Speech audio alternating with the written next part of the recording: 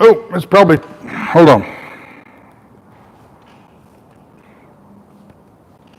There we are. Hello, America. How are we doing today? Let's see if, are we running live here? I think we are.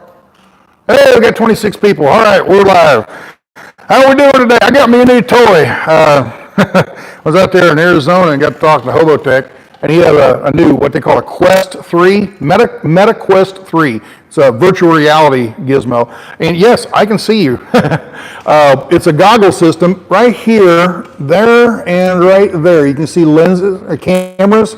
There's a camera on it for each eye, okay? And the other ones are LiDAR and stuff like that, different kinds of sensors. There's sensors in the grips here, and there's around here. There's just different sensors all over the place. This thing is feeling what these are doing, and you're sitting there waving around. And right now I can see, just like looking through a pair of goggles or glasses or something, I can see my surroundings. But if I double tap, okay, now I go into a virtual reality. I can't see anything other than the virtual world now. And it is so cool. And you double tap on the side, and it comes back to, now I can see just what they call pass through. It is a cool little machine. We'll set it down here for a second. I'll show you what I'm seeing. Right here is the lenses, okay? Those lenses are cameras. Those cameras feed into the screens that are inside. And there's a screen right here in front of me here, in front of this eyeball. There's two screens on the inside. I'm gonna take this off, I'll show you. On the inside, you see the screens? All right, so that's what this thing is. It's a cool machine. Let me turn it off though. Power it off. All right, we are being powered off right now. So it's a cool little gizmo. You know, it's a neat little. Why is there no chat? What did I do? Did I screw something up? I screwed something up, didn't I? There's no chat. Why is there no chat? I see no chat. There it is. Okay, there you are. Hey, Jen, how you doing? Volume better now? Maybe you catch the fly with us. All right. Well, we got comments here. Okay, I didn't see any comments there. I thought maybe I'd screwed something up. Anyway, so we're back at the compound. Can't really call it the house because there's no house here. We got the shop and the bus is parked outside. Pam's out there in the bus right now, probably watching TV or something. I came out to do a live stream, show you or talk to you guys about what's been going on and everything, where I've been. Where have I been? It's been like, there we're back. Okay. Not really, not feeling it, you know, just haven't been in the mood. I was out in Colorado and did a bunch of videos out there, and just very few people were watching the videos. I mean, I got 115,000 subscribers, and I was only getting 1,800 views a lot of times. You know, it's disheartening when you know, I know there's 1,500 or 1,800 people that want to watch, but it's a lot of work putting a video out. Just, you know, from the point of view of making a living or making money off of YouTube, we're talking $3 or $4 a video, maybe $5 a video, and that's it, you know. So then I was doing a lot of those videos that were these long hour. I tried to do something different. Tried to do the Russ RV or TV. I was talking to him, and he was doing these long, what he called long format videos. These hour-long videos driving down the road and find an interesting road an interesting road or a visually appealing road or whatever, you know, and go drive down it and make a video and talk about it. So I tried some of those. I don't know, I did 8 or 9 of those videos, and those took a long time. Those, I'd go out and drive for the hour and a half or whatever and film all this stuff. Then come back and I'd have to edit. A lot of times it was 360 videos and I'd have to edit it all in 360, then turn around and use that footage to edit in regular videos and put all the captions and stuff like that and other stuff, you know, and the audio and me talking and whatever. And I put a lot of effort into those videos, and the first one did really good. I got 17 or 18,000 views. I'm like, hey, good, we're on to something here. The next video was 6,000. The next video was 4,000. Next thing was 2,000. Next video was 1,800 and 1,700. And I'm like, I'm putting 4 or 5 hours worth of effort into just videoing this stuff, and then 2 days worth of editing just to get 1,500 views. And it was just really disheartening. Now, I worked my butt off on those and was getting nothing out of it, you know. And I don't know, some other things. I went, after Colorado, I went to Kansas to do fall harvest with Kirk. And while I was up there, we got to talking, and he has a truck just sitting there, okay? His personal truck. He has his personal truck just sits there all summer long while he farms, okay? He uses that truck in the wintertime when the farm is all frozen over and there's nothing to going on. He gets in his truck and he goes out, gets his trucking fix, but he makes money to pay bills and things like this, you know. He's got a lot of bills. So he goes out and does that during the winter and runs around in the Midwest, runs from Kansas up to North Dakota, Oklahoma to North Dakota and over to Montana, Wyoming, Utah, Colorado, you know, those northern plains states, okay? Doesn't run basically doesn't go east of I-35 for the most part, and doesn't go to the West Coast at all. So it's just that central area.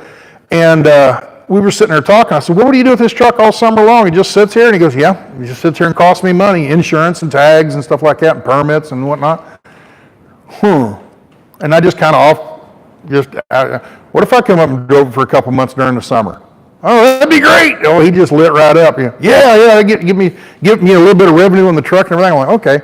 So we decided at that point that next summer, this coming summer, late May, June, somewhere along in there, I'm going to go up and I'm going to drive his truck for 2, 3, 4 months, whatever, up until harvest. And then if he needs me at harvest, I will get out of that truck and get in the local truck and do the harvest for him. And then that'll get me up until late October, maybe early November, something like that, whenever harvest is done.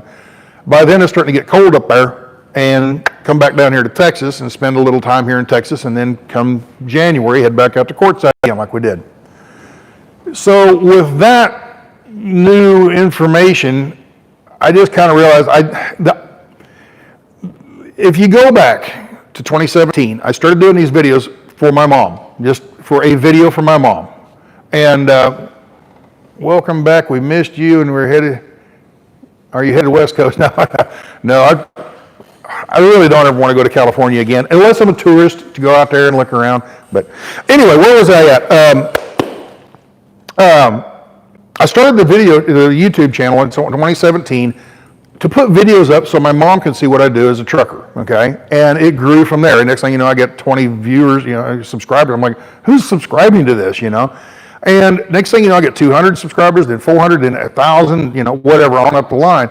And it kind of grew from that. And I go, I got an idea. I wanted to get out of trucking. I was tired of trucking. 35, at that point, 30 years of trucking. And I was like looking forward to something else in my life, right? So I thought, well, I'll quit. I can quit trucking, and I can build this YouTube channel up as a travel channel, not a truck channel, and I could park the truck and just go do the RV life and travel around the country and do a traveling video. Same thing I was doing, just in an RV or a van or something instead of a semi. So that was the idea. So I started building this YouTube channel up. So I'd spent the last 5 years, 6 years, whatever, building this channel up and trying to make a go with it. And I thought, well, everything's going pretty good. I got a lot of subscribers, and I'd had ebb and flow. You got real big. Around 2019 was about the peak, and then it dropped back down. And because I wrecked the truck in 2019, and that's when everybody quit. A lot of truckers quit watching. And it just never was the same after that. I worked trying my darndest to get it up and going, but or keep it going to make some revenue. But anyway, decided, well, let's go ahead and do the RV thing, the bus and all that. Let's go do this travel stuff and make a go of that. And the YouTube just doesn't seem to be there as far as financially, okay? It's fun. I still like doing it. But financially, it's not the answer I was looking for. I've got money in the bank, invested in things like this. I've got savings, okay? And I was going to live off those savings, but I look and think, if I spend this much money every year, I'm going to run out of savings when I'm about 74, 75, right? And what if I live to be 85? So let's not use the money that's in the savings. Let's try to save that and leave it where it's at. And let's try to make enough YouTube money or whatever kind of revenue money and the way I could survive money-wise, you know, groceries and gasoline and stuff like that, and a few bills, and not have to pull money out of the savings fund, right? And hold off on that for a few more years. And so I still wanted to make some money, but I just, you know, I didn't need to go out and make $100,000 a year, not like that. Just 30 would be good, you know, $30,000. Well, the YouTube last year in 2022 brought in about $10,000, okay? Last year it only brought in about $5,000, okay? And that was mostly the first part of the year, not toward the summer in the middle, you know, the later part. So, and I haven't been putting near as much effort into the YouTube, obviously, as you can tell. I haven't been putting very many videos out. So, because I kind of know that I'm going to be getting revenue from working, driving Kirk's truck during the summer, and I don't have to rely on the YouTube for the little bit of revenue that I'm hoping to get, right? So, it just kind of got to where I got disheartened about the YouTube, the videos and all that, and not making the revenue that I was hoping to do and all this, and putting so much work into videos and not reaping any other rewards for it, you know. So I guess that's just kind of where while I was at Harvest, I was still making I had footage from Colorado that I was still editing in Kansas during Harvest. And those videos just, you know, I was putting a lot of effort into them and just was getting nothing back out of it, you know. And I know there's that group of people that would love to keep watching that stuff. And I will still, I'm not quitting YouTube. Don't worry about that. I'm not quitting YouTube. But it's not going to be the 3 videos a week like it used to be when I was trucking. For one, I don't have what's the word? Content. You know, I don't have the content. Driving a truck, there was something new every day. I could have made 7 videos a week, you know, doing that if I had time to do the editing. I could have done 7 videos a week, what I was doing out on the road, because there was just every day we were up and doing and going somewhere and doing something. Last fall, from November to December, I'm sitting around the shop. What am I going to do? Every day, call up, you know, have a live stream. Oh, America, I'm doing the same thing I did yesterday. You know, that gets old pretty quick. You know, so I'd do weekly or bi-weekly you know, or every 2 weeks, do a couple update live streams just to keep you informed of what's going on. Of course, then the day after Christmas, we left, went to Arizona. We headed out to Arizona quartzsite, and we spent some time out there and you know, sat around the fires and visited with friends and all this. And so anyway, we went and did all that, and I chose to spend my time enjoying the ambiance of quartzsite and what quartzsite is, you know. I decided to spend most of my time doing all that and not very much time on videos. I made a couple of videos showing how to get to camp, places like that, you know, things like that. I did a couple of live streams while I was out there, but not a whole lot of, pretty much the same kind of video. If I'd have done videos about quartzsite, it would have been the same videos from 2 years ago and 4 years ago and 6, you know, whatever.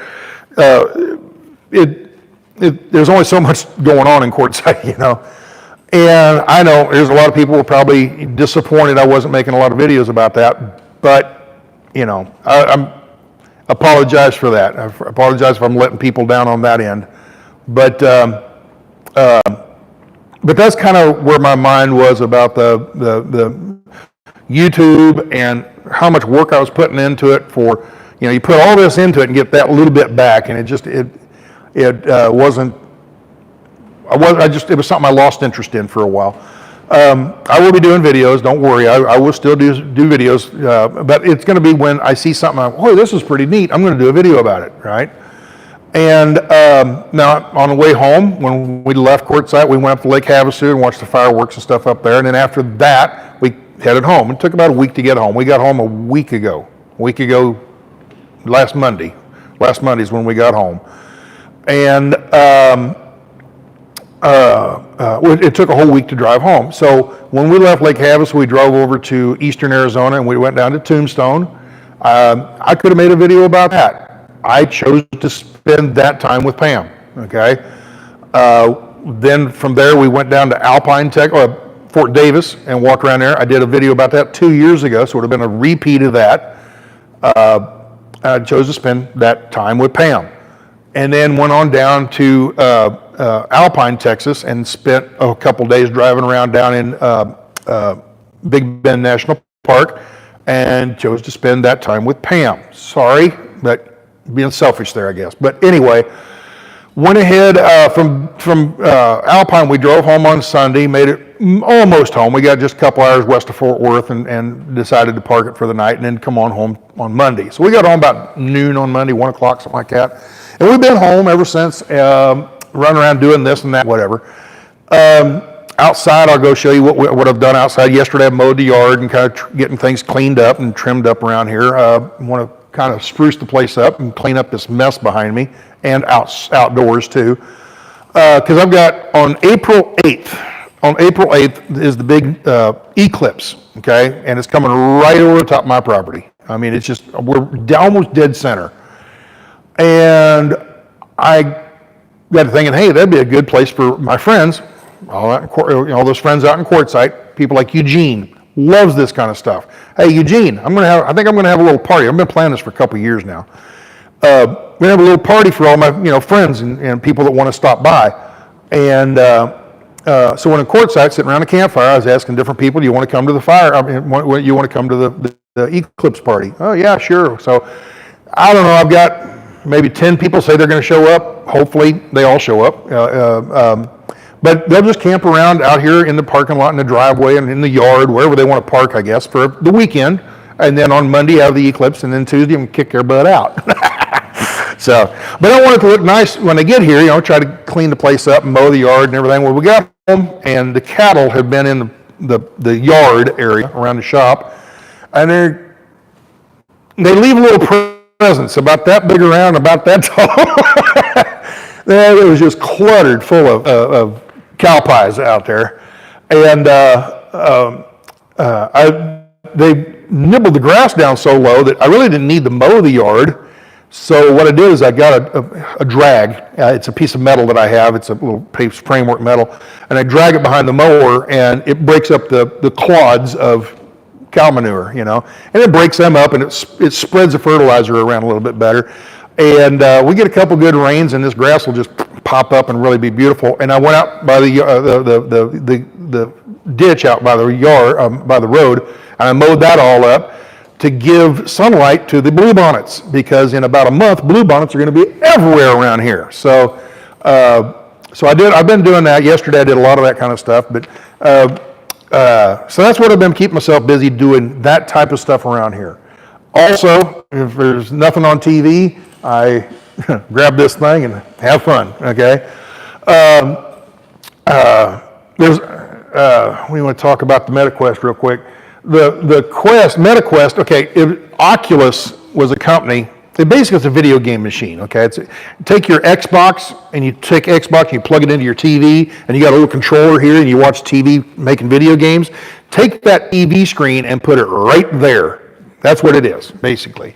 But not only is it just a TV screen right here, as you look around, it's not going like this with the TV screen. The TV screen is staying here, and you're moving your head around inside, and it's a 360 degrees. No matter which way you look up, look down, it's a sphere that you're in, okay? It's virtual reality. It's really, really cool. Some of the things are real childish, cartoonish looking stuff, like Lego type stuff, very pixelated kind of graphics. Others are very realistic. You look at it, man, you think you're standing in another world. It's really, really neat. The Oculus 3 is the new one. It's $500. The old one, the Oculus 2, you can pick up for $250, I think. And you can pretty much do everything on the Oculus 3 is just better, okay? It's better graphics. The screen looks clearer, cleaner, and all that. But you can get the Oculus 2 for $250, and it comes with the headset and the controllers. Now, it doesn't come with this headset's an aftermarket. It's got an external battery. The battery that's in the headset here only lasts about 2 hours.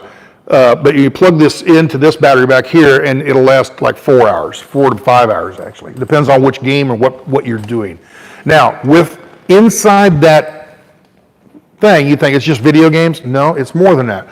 If you want, now, it's the very early days of this, but if you want, you can put that headset on and go in and make a desk with, okay, like you're at home, if you're doing work from home, let's say, okay? and you need TV, TV monitor or computer monitors, and you need 3 of them, let's say, whatever you're doing. Let's say you need 2 extra monitors or whatever. You have to buy those monitors and put them all up and plug them all into a computer, either a laptop or a desktop computer, and plug them all in, have the keyboard, the whole 9 yards. This thing, you can put it on, and there's a desktop reality thing where you can put a computer and hook your own software and everything into those screens, and you can sit there and type. They have this front piece right here, the piece that actually touches your face. They have aftermarket ones where you can pull this out and put a different one in, and this is notched out here. So when you're like this, I can barely see through that little crack right there, and barely right along my nose. But if you move this out of the way, all of a sudden you can see down here. So when you're typing, you can look at the screen, but when you look down with your eyes like this, you can actually see your real fingers touching a real keyboard. Okay, so there's all kinds of stuff like that. There was a thing on here yesterday I got to goofing around with. It's the sinking of the Titanic. It was on one of the Meta Worlds or something like that. And it's just a very pixelized, really old video or video game looking thing. Okay. The people running around kind of like Legos. I mean, it's not Lego land or nothing, but it's very, very basic, but it looks like the Titanic, and you can board the Titanic and walk over to the edge of the railing as the iceberg goes by, ripping. Oh, that's cool. And then go up to the bow and do like they did in the Leonardo DiCaprio. What was her name? Kate Winslet? Yeah, and you can do that. You can run to the very back of the stern. Once you can get in a lifeboat and row away while the Titanic sinks, like you're a survivor in the. You can do all these different things. I ran it through it's a 10-minute maybe, and I ran it through like 4 different ways. I started at the very front as the water comes up over the bow, just kind of walk back, and as the water keeps catching up to you, apparently in the real Titanic, as it was sinking, the first funnel broke, and then the second funnel broke, so they got all that going on. And then as it got really high, it broke in half, remember, and then it sunk, okay. And just like in the movie, the last time I did, I went way to the very stern, way to the very back, and waited until I got to an angle and got on the back of the boat and rode it down just like they did in the movie. It was just this neat stuff like that, They just all kinds of weird, there's so much stuff that I haven't even discovered about that thing, but you can do virtual painting, like an easel and painting, like Bob Ross, and you can sit there and paint. And I'm going to see if it's one of those things. It was $20, okay, $19.95, and the thing is, you go down to Hobby Lobby. Hey, I want to be a painter. I want to try painting, okay, and you got to buy all your an easel maybe, or just the canvas, the paints and the brushes. Just one brush might cost $20, okay? A couple of paints might cost $20. And find out, spent a lot of money, several $100s to get enough stuff to actually make your first painting, and find out you suck. This is a video game. Hey, if you can do it on a video, maybe you do it real paintings and, real paint and everything. So it's something to play with, okay? There's another video game where it's called Climb, or The Climb, and you're like a rock climber. When the guys have the chalk on their hands and they climb up a mountain or on the side of a skyscraper or something. I haven't played that one yet. I just ordered that this morning too. So there's a bunch of little video games. I wish there was some driving. You get one driving game. It's a driving simulator, racing game, race cars and all that. But the reviews on it aren't very good, so I don't think I'm going to wait. It's $29. I don't think I'm going to waste my money on that one. But I wish there were some better driving games in it. But a lot of shoot 'em up games. There's one called Population 1. It's to try to give you an idea what that game's like. You ever watch the movie Hunger Games, and they have the arena, and they put people into the arena, and they fight to the end, okay? It's a video game with, you have your character, and there's different characters you can dress up as. And you start out there's this big arena, which is a city, a small town, a small industrial type city. And there's some, this little area here's farmlands. Over here's the satellite towers, you know, the outpost, I think they call it. Another place, there's a cemetery, and there's, right in the center, there's this huge tower, okay? And there's weapons and guns. You jump off this, there's a platform floating in the air, okay? And a big metallic looking platform. Why, how it's floating up there, I don't know, but it's just up there. And you can either get in these pods and take off and fly to the other side of the arena, or you can just jump off the thing and fly. So what I was playing, when I first started this, I was flying around shooting, and I put my arms out like this. That's, you're gliding from one high spot. You can't fly, but you jump off and you're like, you know the wingsuits? You jump off and you glide down to another area, okay? And it's a way of traveling a long ways real fast. Anyway, there's all kinds of stuff. So you jump off, you don't have anything. You have nothing except a Bowie knife. And then you got to go find guns, weapons, pistols, sniper rifles, Uzis, all kinds of different guns, all right? And you find the gun, but now you got to find the ammo. So you go, the first few minutes, you just run around gathering all your ammo, your weapons stash, right? Grenades, bazookas, all that, whatever you want to use. My favorite's the M60. I love that M60 game. Anyway, once you get all that together, there's like 15 people playing this, and they're in squads of 3, okay? So it's you plus 2 other guys, or people, whatever, that are playing, okay? And you're on a team against the other squads. There's 5 squads of 3 people, so there's 15 characters in this thing. And you go around shooting the other squads and try to win the game. And it is a blast. It is a lot. And they have that one main arena, but they have multiple different arenas you can fight in. It is a very cool game. And the best thing, it's free. If you buy this, you get it for free. It just comes with it, you know. It's just so cool. It's a really fun game. I've been spending a lot of time on that. I'll play for 4 or 5 hours as long as the batteries last, you know. So I'll come out here at night, 7 o'clock, and I'll play till midnight, you know. Just having a good old time, you know. And in certain arenas, it's a whole bunch of screaming little 8 and 12-year-old kids, you know. Get it! I want that! You leave my gun away! You know, I try to get away from those and go play with the adults, you know. Play with the adults. It's video games. I like video games, okay? So, anyway, I've been spending a lot of time doing that. So, all right, what else we got to touch? Let me do a couple of comments real quick. So read some comments, see what y'all are interested in. And then I've got something. Guess what I got? Okay, we're going to be opening that shortly.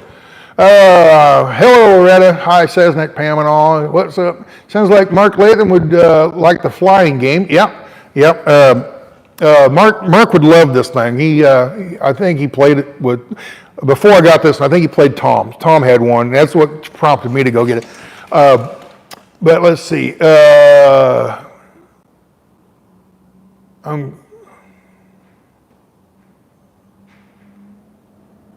Let's see.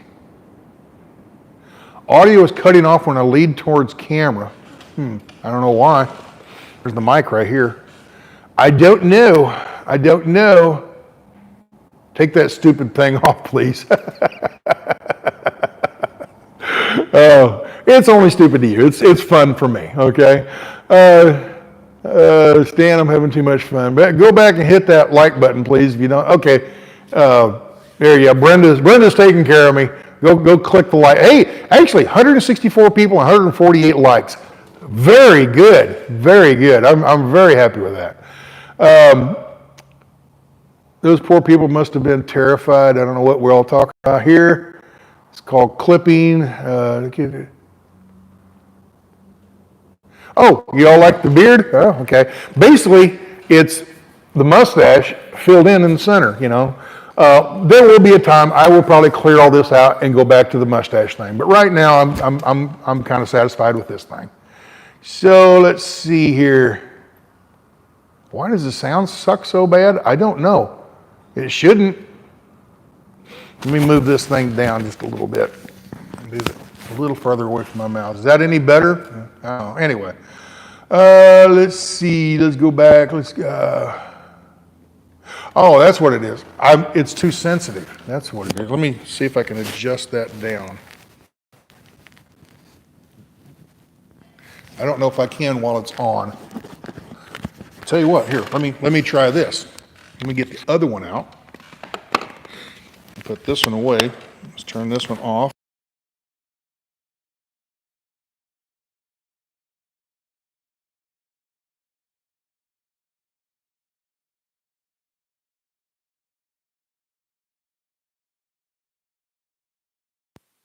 Testing 1, 2. There we go. Is that one any better? I think that was not sit so sensitive. So, yeah, what's happening? Why it is awful sensitive. Actually, I'm inside here. I'm not in the wind. I'm going to take this off. I'm going to unplug this. We're just going to go back to, that's the camera. Is that any better? Do you like the camera audio any better? Yeah, this thing, maybe I've got it set too sensitive. Turn it off. I'll put that away just a little bit. All right, much better? No better? Okay, I don't know. Anyway, we'll see. He switched mics, okay. Now we hear you, okay.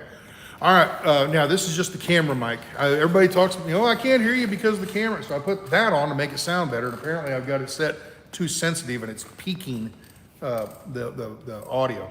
Anyway, sorry folks. The second mic was perfect. Okay, well, we're to this right now. Now it's too low. Way better. Everybody has way better audio, no camera audio. It's too low. Now it's perfect. Oh my. All right. Well, we'll try it like this. This is the camera mic, right? It's great now. Okay, so Michael says, yes, go back to the original. See, that's the thing about YouTube. You can't make everybody happy. It's impossible to make everybody happy. Okay, anyway. We'll just use the camera for now. So, what is in that box? Now, back in October, I think it was, actually, back during the convoy. Oh God, I just brought that up. Why didn't you go on the convoy, Stan? It wasn't a convoy. That's why. It wasn't a convoy. It was a... All right. If I'd have went on a convoy, I was in Arizona, okay? The non-convoy. A convoy is where this truck is right behind this truck, and this behind this truck, and behind that truck, and they run in a group going down a highway, displaying your flags, displaying your banners, telling people you are disgruntled about something and we're going to do something. Okay, we're on our way to do something. We're trying to get attention. Hello. Okay, that's what a convoy does. Okay, it gets attention. If you get enough people together, make a large convoy, you get a lot of attention by the news media or YouTubers. If the news media is interested in you. Now, we had 400 some trucks went into Maryland, okay, and the news ignored us. Yet you get 3 idiots out here that have some leftist agenda, and you got 400 cameras on them. That's what irritated me about that whole convoy 3 years ago, 2 years ago, 3 years ago, whatever it was, 22, that was in 22. So somebody says, hey, they got a new convoy coming up, and they're gonna have 40,000 trucks. That right there, I go, no, hogwash, no way, absolutely not. There's no way they're gonna get 40,000 truck drivers to agree on anything. You have a hard time getting 10 to agree on anything. There's no way they're gonna have 40,000 trucks and 200,000 people in the convoy and 40,000 trucks. Hogwash, I knew right then it was hogwash. All right, so my friend Joe, remember Taco Joe? First Responders Media.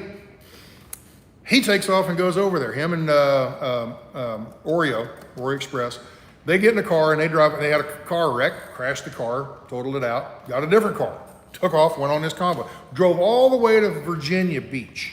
Got to Virginia Beach, showed up, and say, all right, everybody, where's everybody at? There's nobody here, okay? There was a dozen people, 20 people, okay? No semis, none, zero. And they had a little bit of a rally, whatever, that he didn't even cover, okay? And then they take off and go to Jacksonville, Florida, overnight. You leave in the afternoon, late evening, and drive to Jacksonville at night at 70 mile an hour.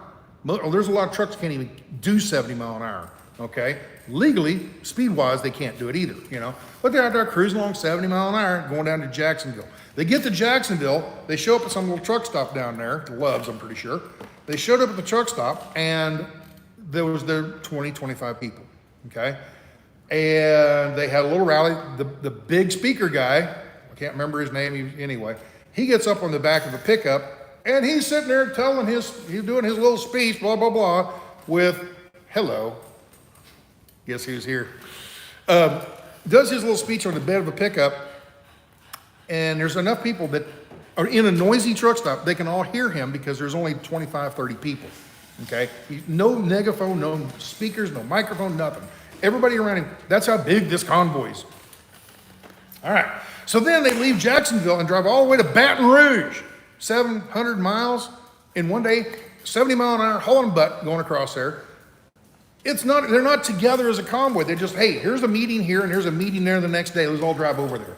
And they just drove. Nobody had a clue that was any kind of a convoy. It wasn't a convoy. This group of people decided, hey, let's use the word convoy to gather interest. But it wasn't, they didn't convoy. They didn't use the convoy method to gather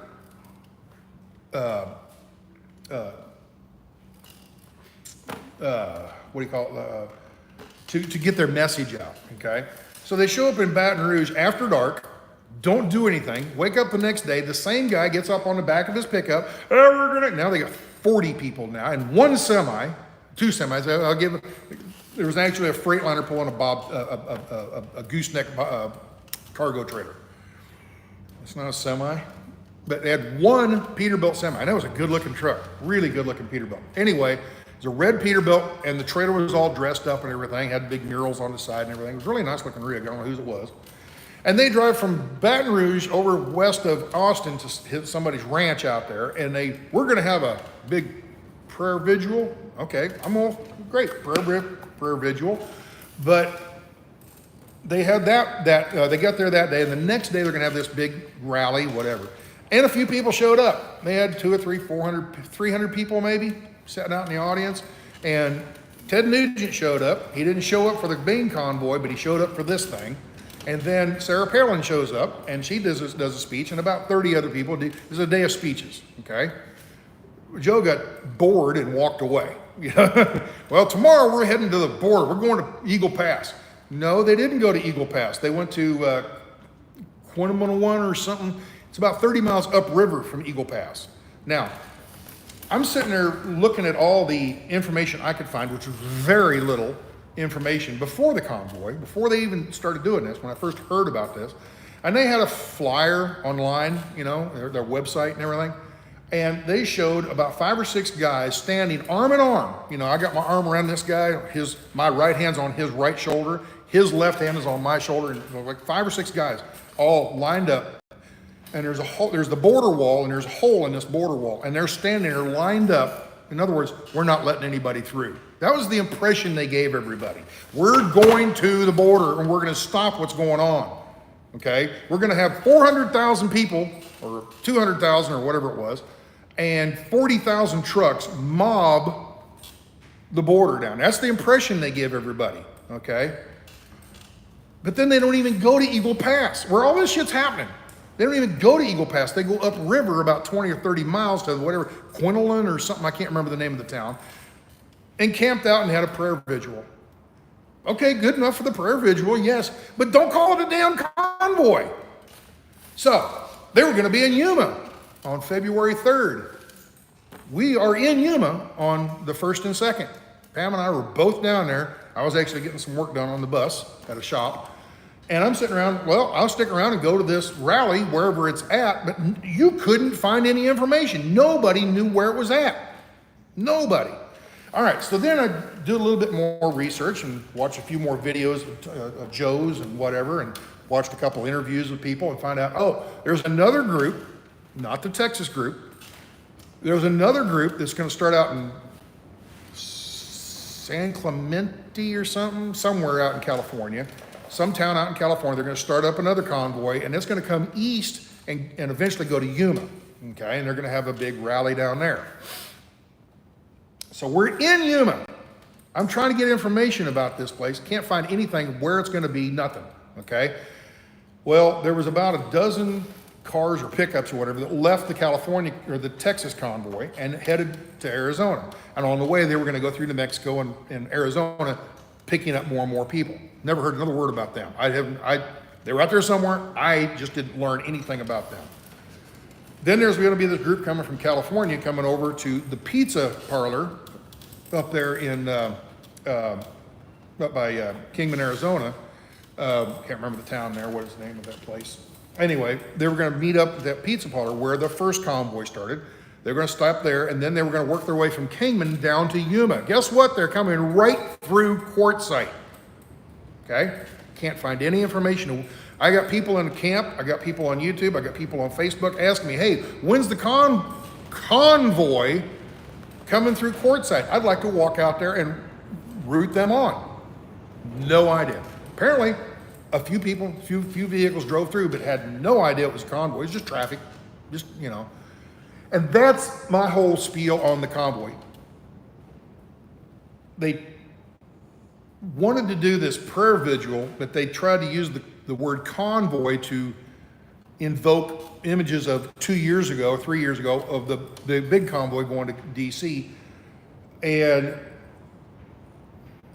I did just something right at the very get-go. I'm like, no, this isn't anything I'm going to be bothered with. Because, I mean, I even went on and watched Trucker G.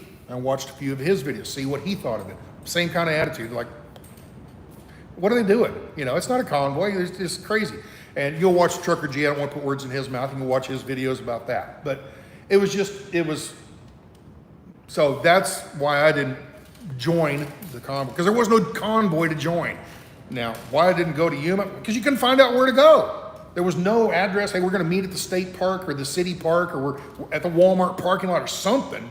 Tell me you're going to stop at the laundromat. At least I know where to go. No idea. We were actually at the border. Okay, we were right there. I mean, I was about 20 feet from the border wall fence there in Yuma. Pam and I just driving around one afternoon, looking at things. Sightseeing kind of thing. We drove right out to the wall, and we were the only two there. Now, they had a gathering there. I don't have a clue how big it was because nobody covered it. So anyway, enough of that. Enough about the convoy. All right. Another thing, what are we going to do? Do a convoy in a truck that I don't own anymore? So anyway, and let's say I would have done the convoy. I would have drove all the way from Arizona all the way to Virginia, okay? Got in a convoy going 70 miles an hour when my bus can only do 60, 62, somewhere around in there. I would have just put miles on, burnt fuel, wasted tires and oil, and oil changes and stuff. It would just have been a waste for me to drive all the way across country to do this and not be in any convoy with 20, 30 other people that aren't in a convoy. So anyway.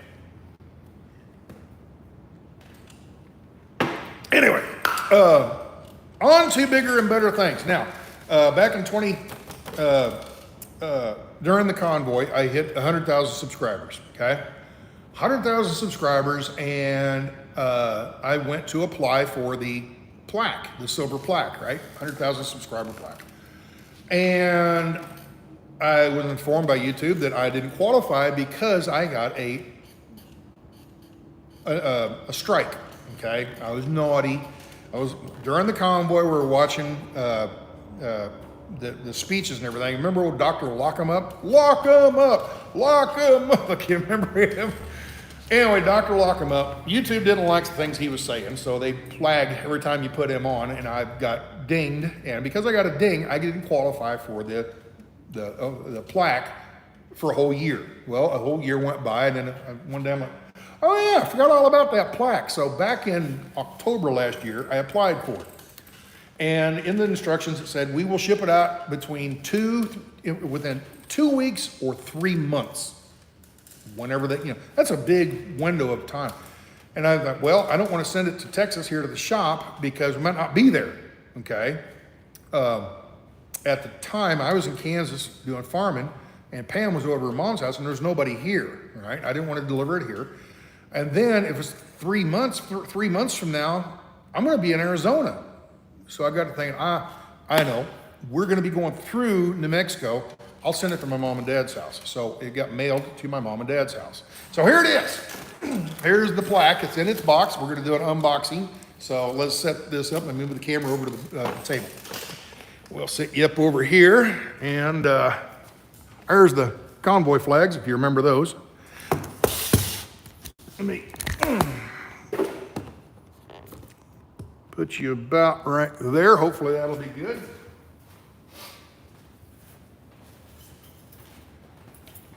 Hola, Americanos. All right, bag of knife. I have not opened this. This you're seeing it with me here. You guys did this for me, so thank you. Okay, cutting the plastic there and there, and along the bottom here.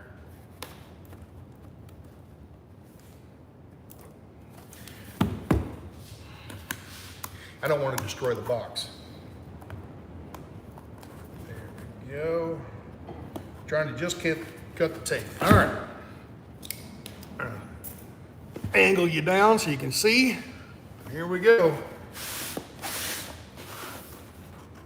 There it is, folks. Oh, where'd it go? Oh, it's got the thing on the top. And it's got a piece of paper. And, oh, hey, wow, candy. Yummy. Got a business card. I can't read.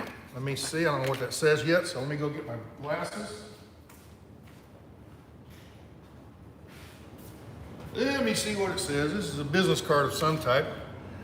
Congratulations on your subscriber milestone. We're honored to take part in recognizing your achievement and want your experience to be exceptional. This award is inspired and packaged by great care by Rick. If your award is damaged during shipping or whatever, you have any questions, please contact us. Okay, there you go. Now here's a piece of paper. Let's see.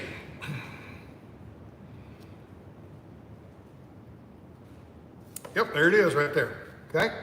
Yeah, I can pause that and read it if you want. I'll read it for you now. Do you remember your first subscriber? Yes. Thanks, Ma! How about your 100th subscriber?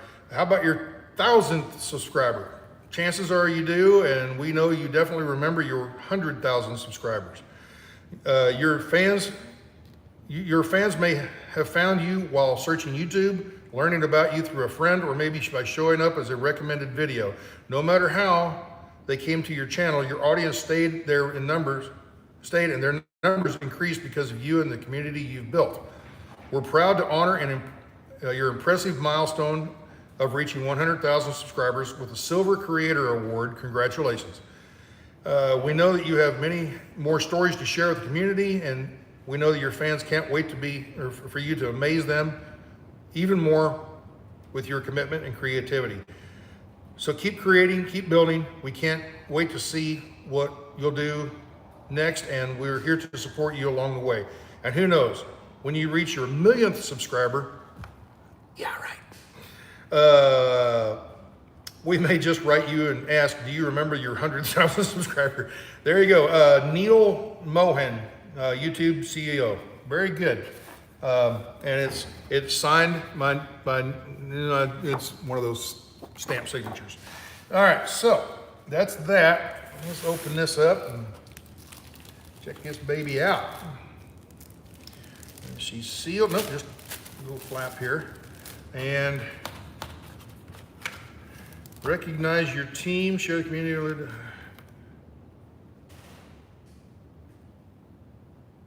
Share the recognition by allowing your team to purchase a personalized creator award. Purchase authorized creator. Okay, that's if you want to buy smaller versions of this, I think. But there we go. The glare is not working well for me, but there's the mirror, okay? And right down here, it says presented to Sasnak for passing 100,000 subscribers, YouTube. So there it is, folks. Thank you very much. That's, you know, when I made my first video for my mom, I made about 4 or 5 videos for my mom. And never would have thought, I never even dreamed about something like this. I just figured I'd make 5 or 6 videos and be done with it. And, you know, hey, Mom, that's what I do for a living. I drive a truck, and give her an idea of what I did. And people started watching. Next thing you know, I've got subscribers. And Joe and I were sitting there talking, a friend of mine, Joe, we were sitting there talking. He said, well, why don't you do regular videos and stuff? I'm like, oh, okay. So that's how it grew. So from a handful of videos for my mom to, I'm probably at about 1,000 videos now. Yeah, remember, I've got 600 videos or something like that, and I've erased about 200 of them because there were ones that didn't make hardly any views at all. I went back and, because Hobotech was telling me that, okay, if you've got one video and you get 100,000 views on that one video, your average viewing is 100,000, right? But if you have two videos, okay, and one got 100,000 and one got none, 0, your average is 50,000 views, okay? So the videos that didn't do very well, you get rid of them, and it makes your average view go higher, which makes the algorithm more interested in you. Oh, okay, this makes sense. So I went and deleted a whole bunch of those videos. Now I still have them on a hard drive, okay, on my computer and everything. I have, well, on an external hard drive. I still have them, but they're not on YouTube anymore. So I had like 600 videos, and I've deleted maybe 200 of them. So it shows about 400. But then I have all those videos from the Convoy. There were live streams. I deleted all of those for reasons, okay? I didn't want, well, that's a whole nother thing. But anyway, basically if the video is still up, there were naysayers of the Convoy that didn't like the Convoy and didn't like what it stood for. And they were going through and they were, what do they call them? What do they call them? What's the word I'm looking for? Trolls. Trolls, yes. So there's trolls, yes, exactly. There you go. So I had these trolls on the Convoy that didn't like it, and they were going through nitpicking people's videos, trying to figure out things that they did that were against the YouTube policies, saying this word or talking about this subject matter or whatever. And it's not just during the live stream, they can take that video months later and go and look, hey, he said this, he did this, and report. And they can report all those things. And if you get 3 strikes, you're out. They take your channel away from you, all right? So I didn't want these trolls going through those old videos, not things that I said, but maybe some other trucker said, or people up on stage in their speeches might have said, that they could report to YouTube and say, hey, see, he said this, or he was on his channel, he said that, and they said this, whatever. And they could report them all, and then boom, boom, boom, I get 3 strikes, and you're out, you're gone, you know. And I'd put a lot of effort into this video or YouTube channel. I didn't want to lose it that way. So, under advice from a couple of the other YouTubers that were there, okay, they said, no, this kind of stuff, put it up, let it run for a day or 2, and then pull it down. Okay, so I went back toward the end of the Convoy. I went back and I found all those videos, all those live streams, and I cut them all off. I deleted them all. All right, now I should have backed them up on a hard drive for prosperity's sake, but I didn't. So that's where all those Convoy videos are at, the live streams. That's where all those are at. They're gone and deleted because I didn't want trolls to go back and use those videos against me in the future. So, but if you add all those up, we're looking probably about 700-800 videos I put out. And that's a lot of videos for, hey, I'll just make a few videos for my mom. So, but anyway, I got to figure out a place to put this. I don't know if I want to put it out here in the shop because it's dusty and dirty, but if I do, it'll be over there by the mural, the painting up here. It'll be over there probably somewhere. But for now, I'm going to put it back in its plastic, and I'm going to put it back in its box, along with all its paperwork. Whoop, flip that around different. And somewhere in the future, I'll figure out a good place to mount that and put it. So there we go. Now, y'all want to talk to Pam? Say anything to her? She's over shaking her head no. Pam is not,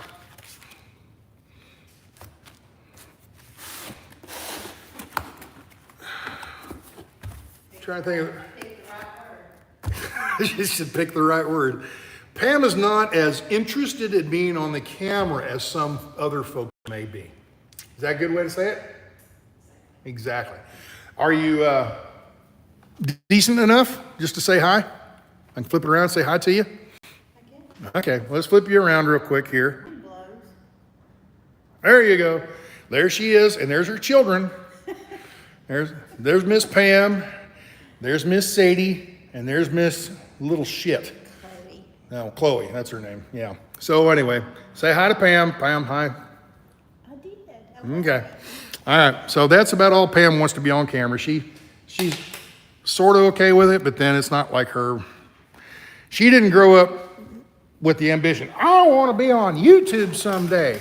So I didn't either. I just stumbled into this. So where are we at?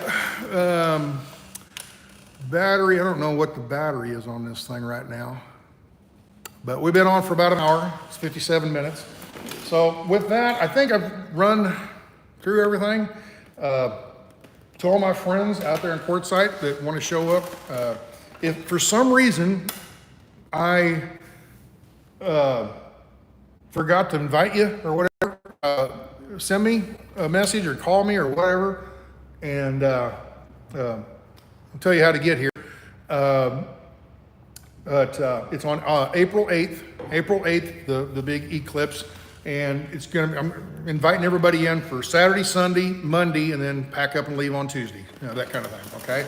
So if you show up on Friday, that's okay too. I just don't want people here with neighbors and stuff. I don't want 30 rigs sitting in here for weeks, So so even though I'm out in the country, it's still residential out in this area, and I don't want to step on neighbors' toes. Be a good neighbor, kind of thing, So anyway, thanks for all the congratulations. I'm going to go through every one of these live streams after the fact. I go through and read all the comments and all the live stream commenting.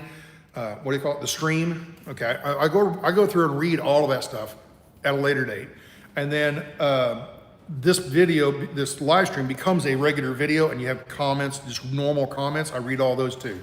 So don't think just because I didn't talk, just because I didn't acknowledge your comment doesn't mean I don't see it. I do see it later on. Okay. If I stop and read all the comments, I wouldn't be able to converse the way I do. So anyway, do a couple little comments here, and then we will pack her up and head out. Okay, I'm going to get past 1 hour, so another 20 seconds. But all right,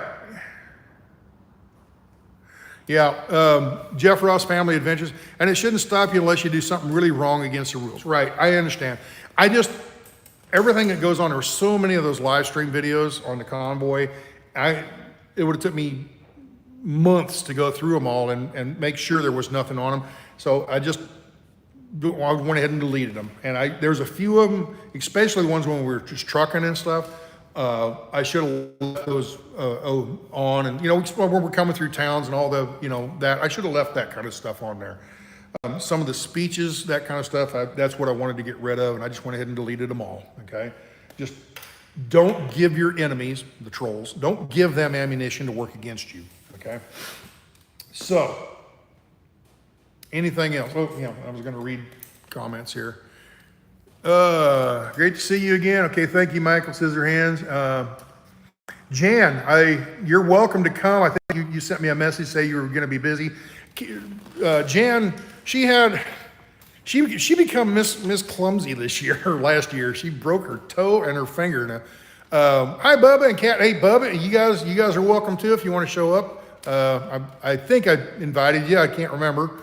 But yeah, you guys are welcome to show up if you want, okay? You know where we're at, and it's on April 8th. So if you want to show up a few days before that, you're welcome. Come on by.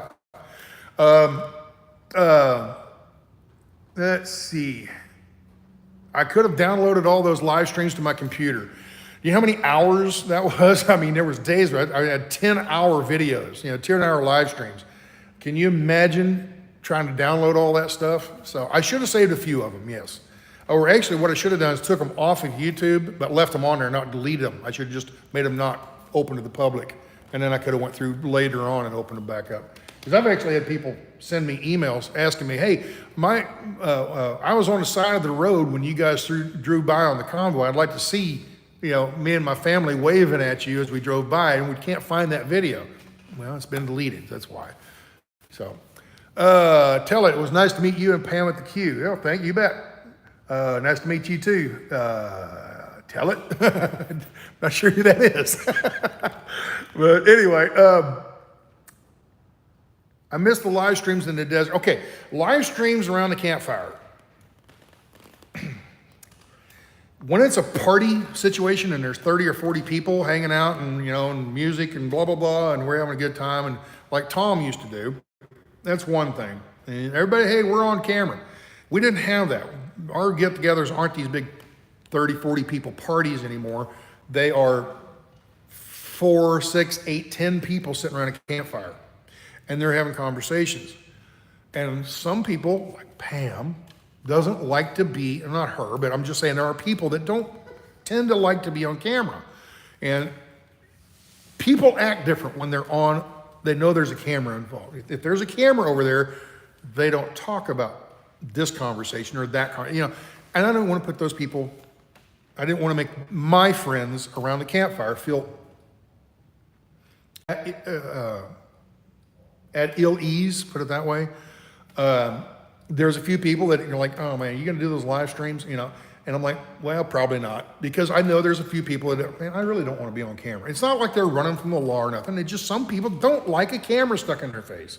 So that's the main reason I didn't do the live streams around the campfire. Besides, it's dark, okay? Most of the time we were out there wasn't any moon or anything. We're out in the middle of the desert, it's really dark. We have the campfire, and you couldn't see anything anyway, So I'd have the camera parked there like you're sitting in one of the chairs and listening to the conversation. But it's usually, and you can't really, it's just noises in the background for the most part, So unless you're actually talking to the camera and have a light, shining and everything. Yeah, so there's another thing. For instance, and I don't mean to call Eugene out on it, but Eugene doesn't like the light at night. He's trying to do night photography, and I've got a spotlight over here doing a YouTube video, that puts him out. Okay, this person over here is talking about his ex-wife, or she's talking about her ex-husband, Maybe she doesn't want that going out on the internet. Okay, so that's why I didn't do the live streams around the campfire. Okay, anyway, good enough. Kim says, hi, Pam. Hi, y'all.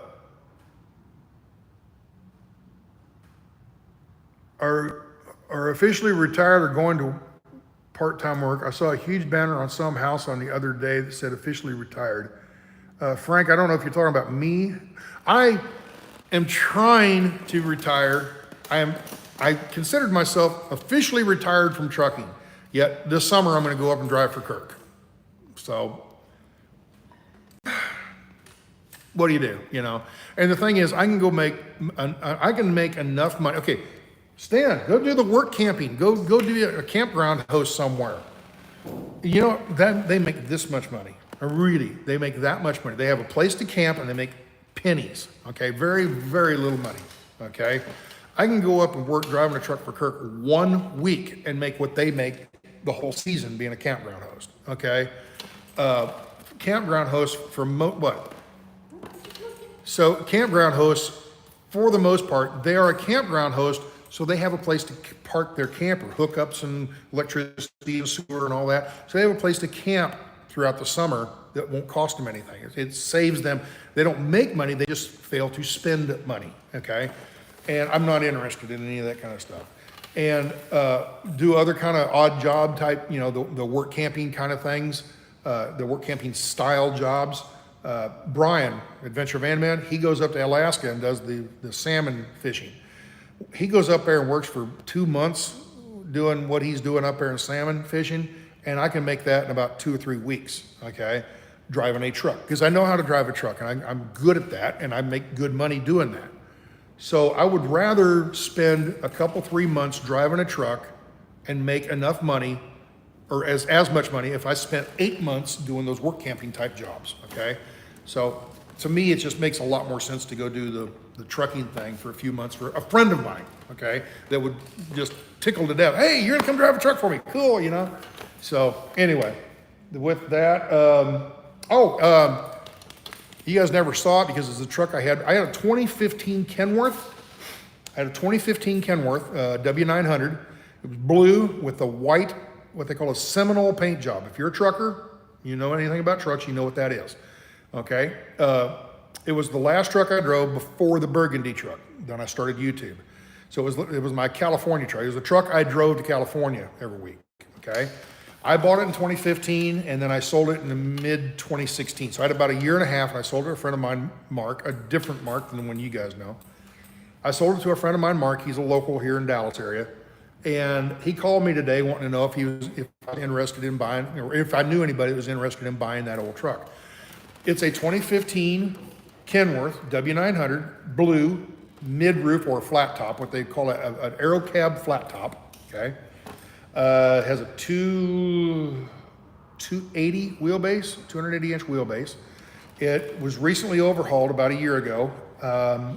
It's got somewhere north of 1 million miles on it now. The price he threw at me was $65,000 for the tractor only, not the trailer, just the tractor.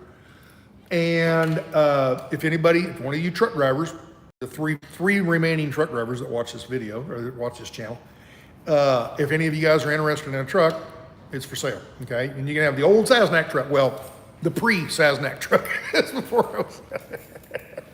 Anyway, it's an old truck I personally ordered from the factory, and if I was interested in buying a truck, I'd buy it back because I loved that truck. It was beautiful. It was that was my dream truck. All these years of trucking, that's one I love that. I wanted that particular truck. So in 2014, the previous truck got wrecked. I didn't wreck it. It was sitting at a warehouse and a container fell on it and crushed it. Anyway, that truck got wrecked. That's the blue truck that Kirk has up in Kansas with no sleeper on it now. Okay. Anyway, the one I normally drive in fall harvest. Anyway, that got wrecked, so I used the insurance money to buy the 2015. And when I ordered it, I said, I don't care. I'm going to get exactly what I want. And I bought the exact truck that I wanted. It was my favorite truck I've ever driven. I loved that truck. I just got tired of California. I got sick and tired of doing California, and I got tired of cold storages, frozen food and cold storages. I did it so many years, I'm just sick of it. So that's why I sold that truck and eventually ended up buying the Burgundy truck, which you all know from the YouTube. And I'm rambling now. Am I rambling now? So, all right. Anyway, still got the pipe. Oh, I bought a new pipe. This is my old pipe, and see how it got all cracked and everything. I bought me a new pipe somewhere over here, and I think it's pretty cool. Look at that. It's called a what do they call these? A what? Corn cob pipe? No, it's not a corn cob. It's a briarwood. Oh man, what do they call these things? A poker pipe. Okay, like playing poker. It's a poker pipe. Okay, Poker, poker. Okay, that's the style. This is what they call a bend. Okay, this is a bent style. This is a poker style.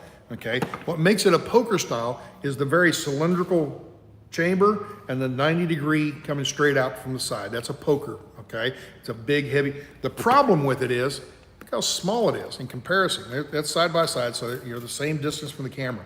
Okay, that's what I don't like about it. I thought it'd be a lot bigger bowl than that. Okay, as you can see, we'll put them on top. Put them face to face. See how much smaller it is? I like this big pipe, and I thought this was going to be a big pipe, and it's not. Otherwise, it smokes fine. And this one here, I can't buy anymore. Okay, it's called it's Mr. Brog, B-R-O-G. They make them in Poland. It's a Mr. Brog. It's not a briar pipe. It's a pearwood pipe. It's made with pear wood, a pear tree. A partridge in a pear tree. Okay, it's a pearwood pipe. And what happens is I didn't clean it enough. The carbon buildup on the inside, that carbon buildup gets a little bit thick. And then when you light it and it gets hot, it expands. And what happens? It cracks the wood. But it only goes about so deep. It only goes about that deep. And on the back, it barely goes deep. I mean, the back crack doesn't. The back crack. Did I say that? Did I say back crack? This crack. This crack only goes about 1/4 inch. This one goes almost a 1/2 inch, but that's all. But it still smokes just fine. It's just, I thought I'd like to buy a new one. Went on Amazon, couldn't. They don't sell them anymore. Okay. This is a Mr. Brog, and it's called a poker. Actually, this one's called a dwarf poker.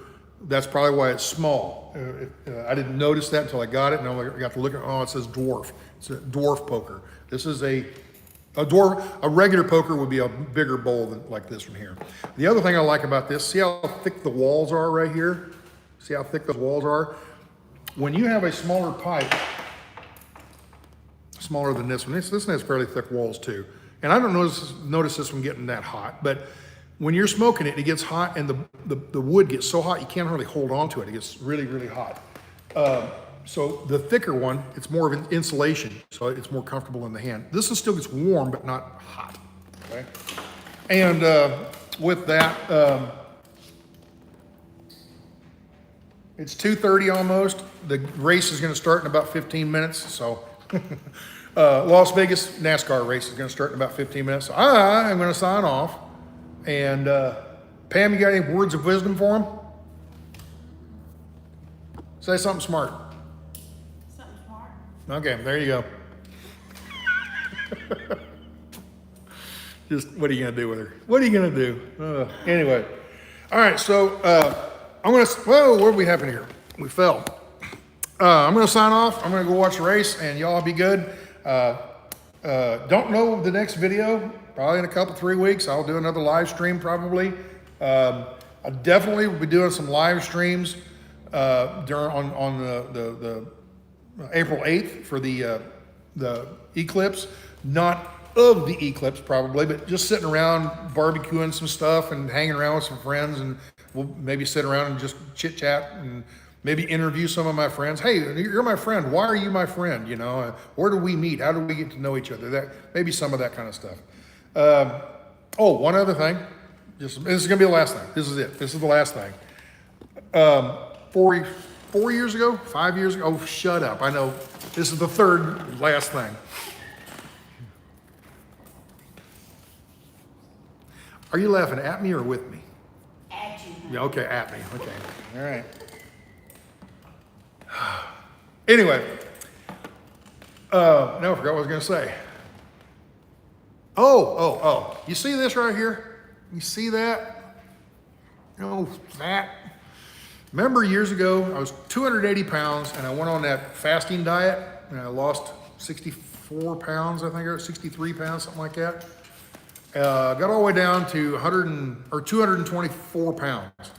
Then quit the diet and it bounced back up into the mid 230s, 233, 235, right in that. And I held that for about a year, almost 2 years. Okay. And then COVID come along and I sit around the house with nothing to do, bored, and got to eating again. And next thing you know, blimp right back out. And over the last year and a half, 2 years or so, I've gained all that weight back. I'm up in the two. I am proud to say I never hit 300. That's a bad thing to say, that I'm proud that I didn't hit 300. But I was at Mom and Dad's house 2 weeks ago. About 2 weeks ago. Stopped by Mom and Dad's house, and they have one of those electronic scales, and I jumped on it. It was 294. Now, that was with clothes on, so take a pound or two off the clothes. So 292, okay? So 292. Yeah, it's this right here. It's all this, all this, So I am back on a fasting diet. Now, I'm not gonna go near as fast and hard as I did 4 years ago.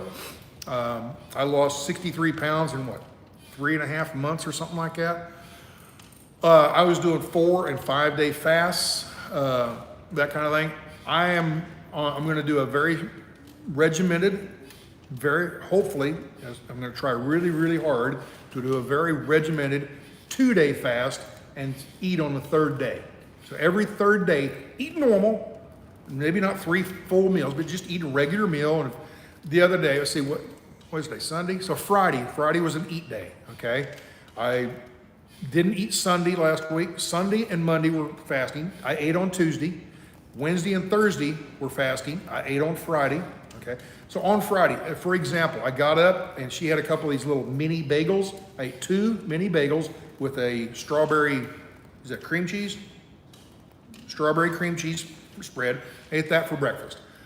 About 2 in the afternoon, I ate 1 ham sandwich, and just a basic ham sandwich, the individually sliced cheese, 2 slices of bread, a little bit of meat, cheese, and mayonnaise, and that was it, okay? I had that for lunch, and then later on that evening, around 6:30, she cooked some pork chops and some rice kind of stuff, and that was dinner, okay? I ate 2 of the pork chops and whatever rice went with it, and that was it. That's all I ate on Friday. Nothing on Saturday, nothing today on Sunday, or Saturday and Sunday. Tomorrow I'll eat again, and it'll be something similar to that. And I'm gonna go on that average, we went to a restaurant, what day, Friday. You made the pork chops on Tuesday, didn't you? Yeah, she made the pork chops on Tuesday. Friday, we went to town, ate dinner, and I ate, what did I eat? That's the rest. I ate salmon. Salmon, mashed potatoes, and green beans, okay? So it gives you an idea. I'm gonna eat whatever I want. On my eating days, I'm gonna eat whatever I want, okay? But on the fasting days, nothing but coffee, no sugar, or iced tea, no sugar, okay? And we'll follow along. I weighed myself before the video about 2 hours ago, about 12:30 my time. About 2 hours ago, I weighed myself, shucked all this off, stood there, Pam went like this. Anyway, I said I shucked all my clothes off, and you went, oh. Okay. Anyway, in the buff, weighed myself 274. So in 1 week, lost 20 pounds. But that is 20 pounds. A lot of that's like a water weight gain kind of thing. Okay. Also, I've been taking a couple of these, what do they call them? The 1-a-day supplementary multivitamins that kind of puts minerals back into you, okay? So anyway, well, that's it, okay? And then my blood pressure medicine and cholesterol medicine. So, and the whole point of it is I want to try to get down to a decent weight, because when I lose the weight, the blood pressure comes down, therefore I don't have to take the blood pressure medicine. And the blood pressure medicine gives me that hacky ass cough. I'm just constantly, I wake up in the morning, it has nothing to do with the pipe, it's all blood pressure. No, it's kind of a combination of both. I think a lot of that hackiness that I had back in December was caused by the tobacco I was smoking. It was a harsher tobacco, it was more like a cigarette tobacco than pipe tobacco, and I didn't like it. I smoked about half of it and threw the rest of it away. This new pipe tobacco is real pipe tobacco, and I like it a lot better. So, weigh yourself on the same scale each day. Yeah, now my mom and dad's scale was a digital scale, and Pam's scale is a digital scale. I think they're both fairly accurate, but you're right, they could be slightly different, so.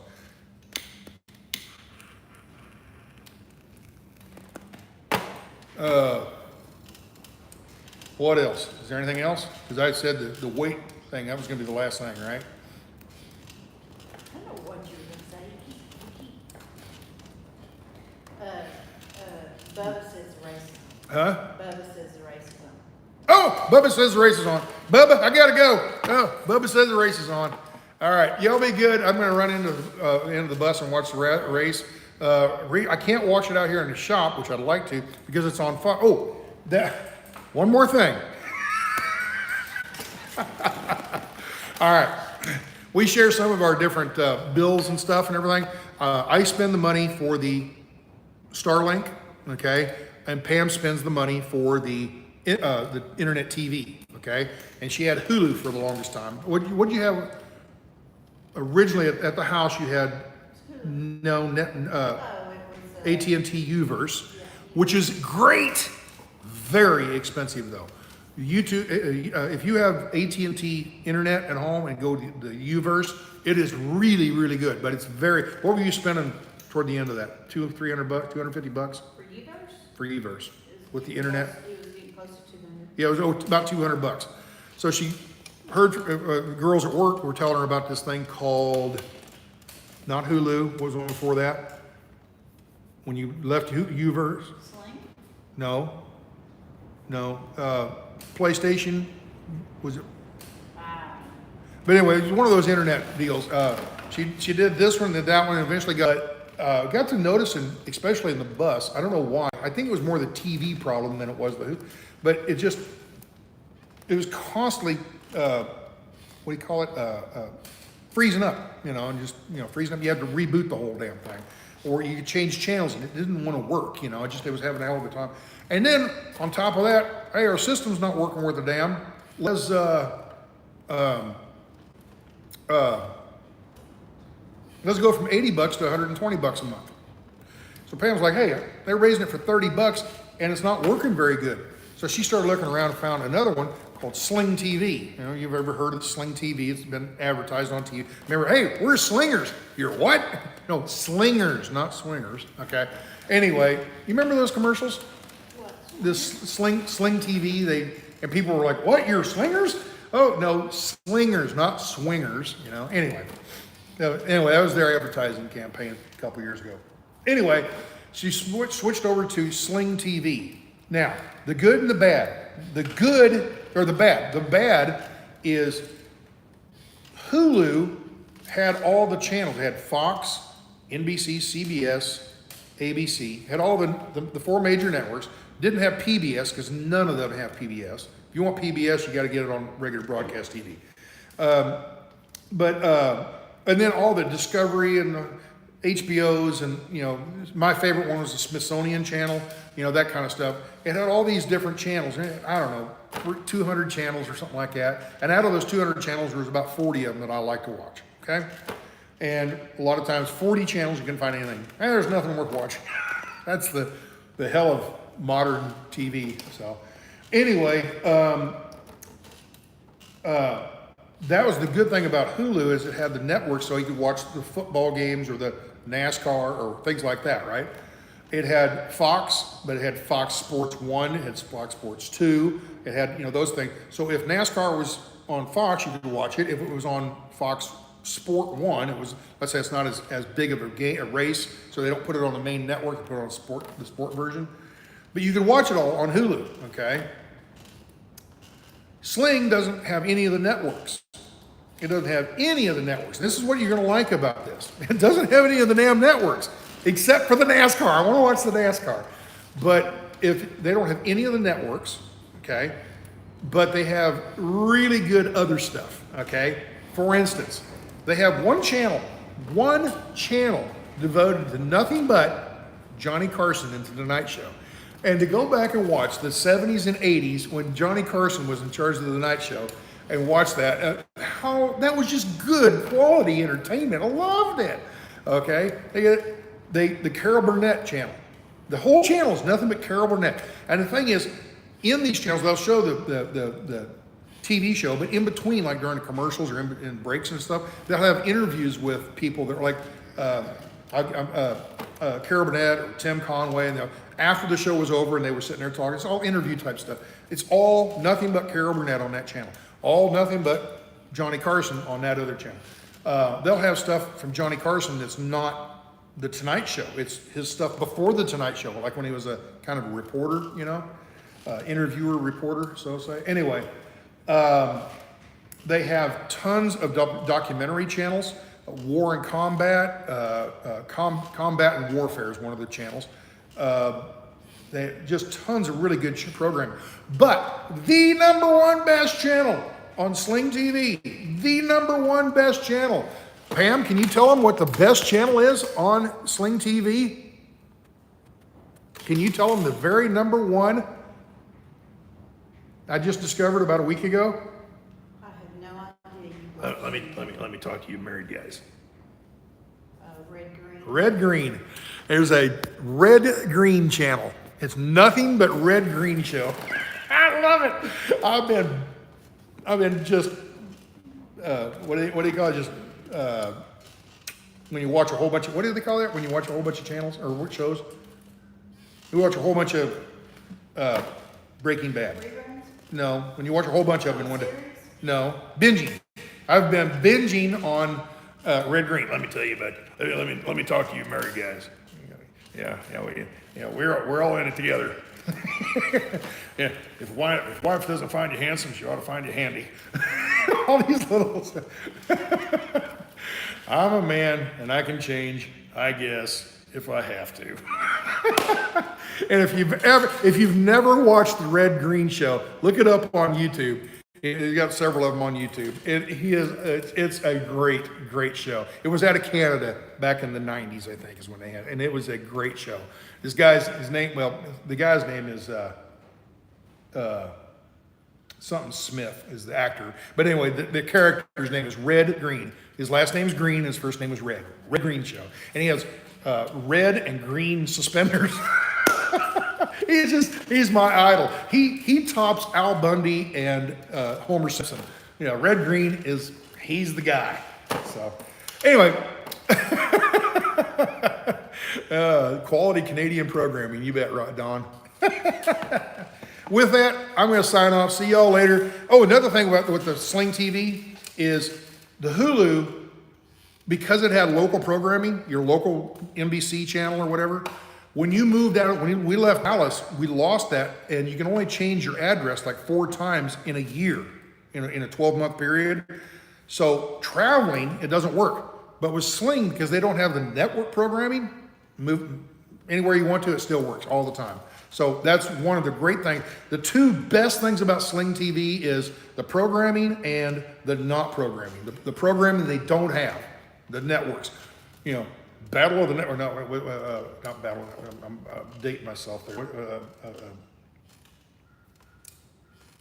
The Voice, Dancing with the Stars, the Masked Singer. If that isn't a winner of a show,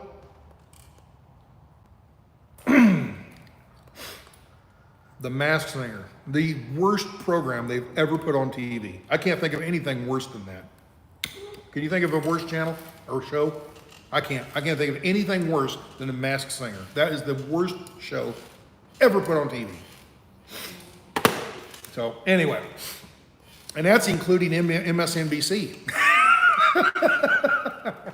Anyway, y'all be good, take care, and we'll see you in a week or 2 or 3 or whatever, whenever I decide to make another video. Y'all be good, take care, and we're out. Y'all keep your stick on the ice.